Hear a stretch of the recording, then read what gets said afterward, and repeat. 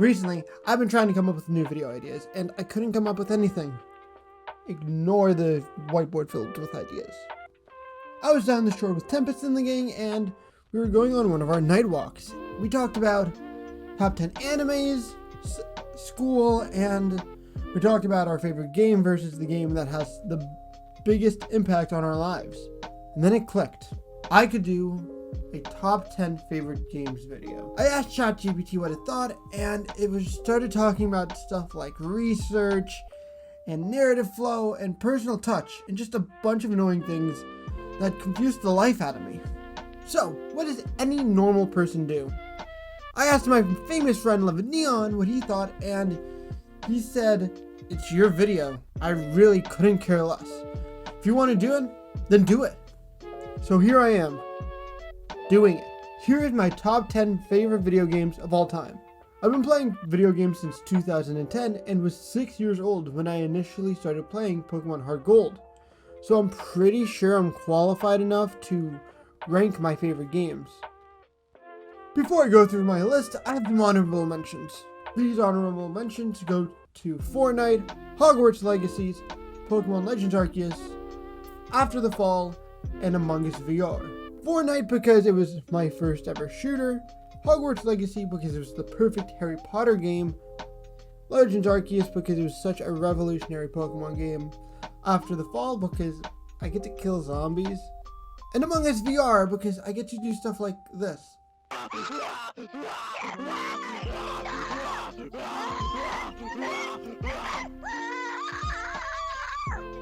Guys, Orange vented, and I was trying to freak out. Orange vented. Orange vented. Orange vented. With all of our honorable mentions out of the way, let's get to my top 10. And number 10 is Legend of Zelda Breath of the Wild and Tears of the Kingdom. I believe these games go hand in hand and you can't have one without the other. So I know this game is number 1 for many people, but for me it was just enjoyable. I wasn't over the moon about these games. I loved playing them and I went ham on these games. Even though I've made almost no progress in Tears of the Kingdom, I was able to learn a lot about this franchise and I haven't played it prior to playing these games. Personally, I'm not a massive fan of open world games. I prefer a more structured game, and I know that this game is all about being open world, and for me, it's just the time commitment that it takes for an open world game. I loved playing this game, and I loved the final fight with Ganon, and even though I haven't beaten Tears of the Kingdom, it still ended up in my top 10, and who knows if I beat Tears of the Kingdom in the near future, and this isn't a complete bust of a game, it's probably going to go up in my list.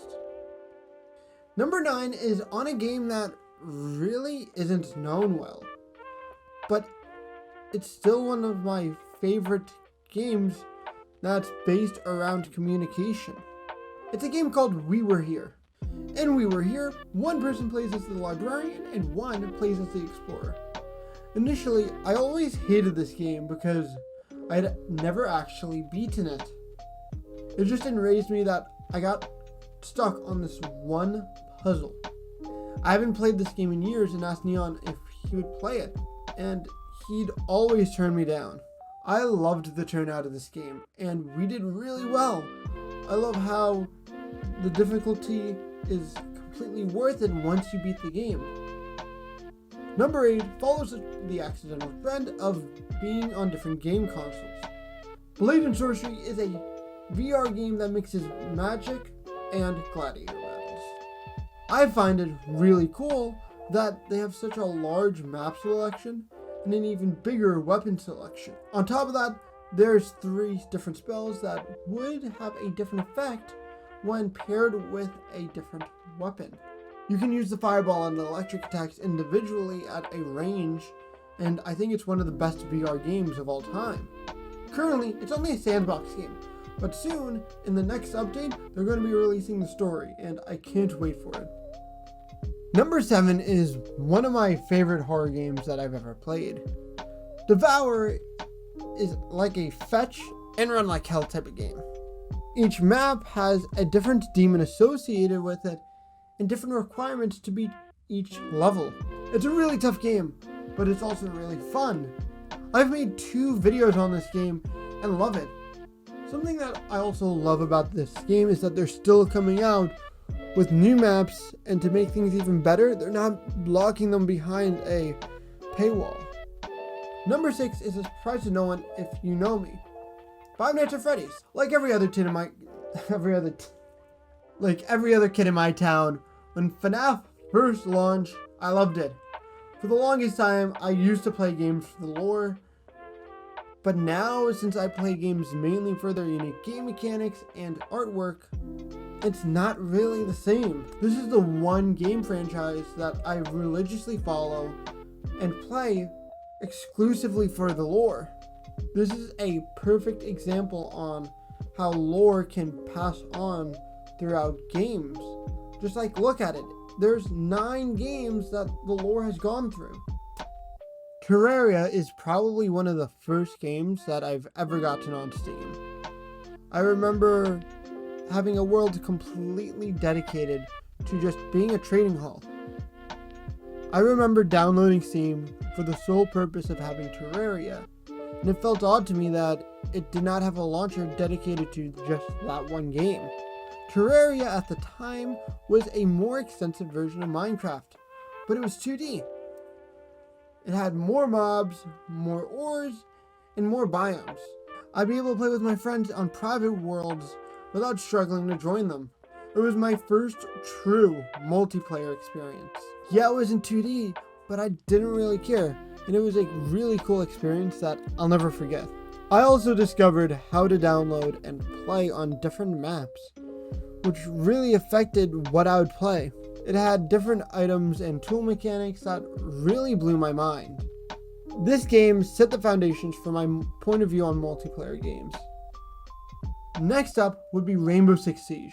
Rainbow Six Siege has both an online and single player game mode. Online consists of a 5v5 where you either have to defuse the bomb or protect the bomb. The single player game mode allows you to get more accustomed to the game. The game is tough, like really tough. The gap in skill level is extraordinarily large. In some games, I'm able to be lucky enough to get a bunch of kills. In others, I can't do nearly as much and am sometimes completely useless. I love the challenge that this game gives me. And for me, it's one of the games that are a perfect representation of what shooting games can be. I can always go back to it and have a good time. Number 3 is a game that I've been playing for such a long time, but haven't had any real skill in it. I began playing Super Smash Bros. Brawl back on the Wii and got Smash Ultimate when it ended up coming out on the Switch. When I go to Tempest's house, the usual game we play is Smash. At first, I started by playing Kirby. Eventually, I moved on to Simon, and from Simon to Link. The last jump was from Link to Hero. I had made 0 progress playing Hero, and eventually, I moved to Pokemon Trainer. I was able to make some real progress. I love being able to grow at something with my friends, and this game symbolizes my friendship with my Honda Civic friend group. It's a way for me to bond and grow with my friends. I've been playing Pokemon for years, and the first Pokemon game I've ever played is not on the list, but my favorite Pokemon game is ranked at number 2. Pokemon Black and White used to be one of my favorite games. Back in the day, I remember going to my allergy doctor for allergy shots and would just spend so many hours at a time playing it. I have never beaten this game, but I remember my first reactions to the sprite moving compared to its predecessor, and I loved it. I loved how this game turned out, and it was the first game that, for me at least, has shown true immersion. And to be honest, I haven't felt that feeling in quite a while. I'm going to correct that statement. I'm able to imagine it, but not as vividly as I was as a child. Most of the games that I play today aren't lore-based. The only game that I have felt immersion that competes with this game is Hogwarts Legacies. I've played this game for 8 hours and have gotten the 2nd level broom and lost all of my progress because I swapped computers. I can't wait to feel that immersion again when I play games in the future and it's actually further story and lore. Finally is number 1, and to no one's surprise, it's gotta be Minecraft. I started this channel because of Minecraft YouTubers such as DanTDM, Stampy Longnose, Sky Does Minecraft, AfMel, and IHasCupquake. It allowed me to build the base of such a wonderful channel that I'm so passionate about. I remember when I first got Minecraft and it was on version 1.6.4. I remember starting a world and spending hundreds of hours on that same world every single day. When I discovered Minecraft servers, I played on servers such as Hypixel. I was in a whole new world. I was able to build a basis for this channel. It affected my mental state and helped me emotionally so much. And with that being said, that's it. Hey guys, thank you so much for watching. If you want to watch another video, click the video on the left. I made a Minecraft lockout challenge just for you. And if you want to subscribe, click the button on the right. Have a good one. Peace.